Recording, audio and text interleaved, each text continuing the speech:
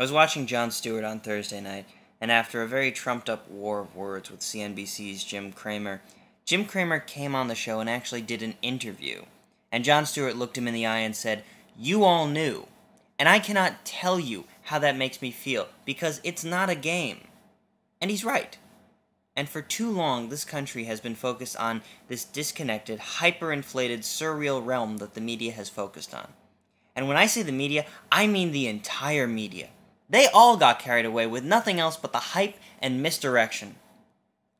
This podcast is not about anger. This is not a speech railing against politicians and Paris Hilton and OctaMom. This is about something more than anger. I've been angry for 8 long years, to the point where I've disconnected from reality, and I think we all have.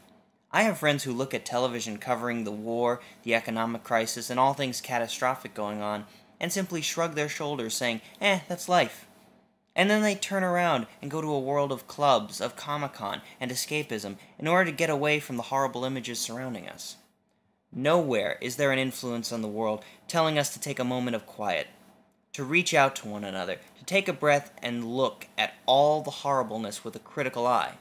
Maybe we've forgotten how. We need to go back to school. We need to go back to basics.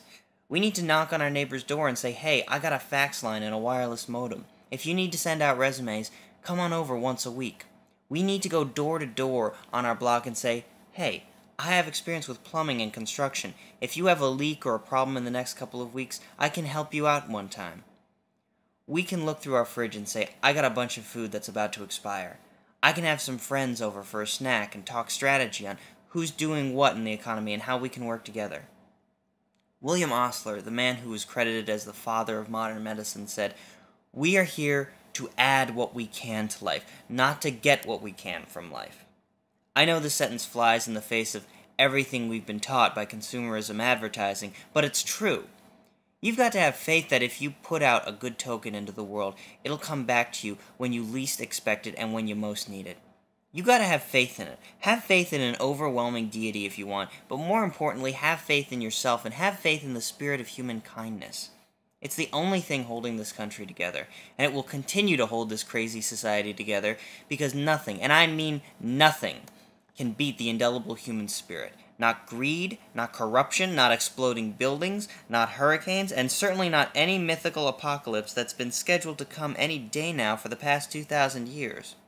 We need a realignment of our perceptions. We need to see the world in a brand new light, where we are connected as a community, and we'll get out of this mess by talking to our neighbors and solving this problem together. We need a revolution. So get shaken, get shocked, and get ready for a revolution.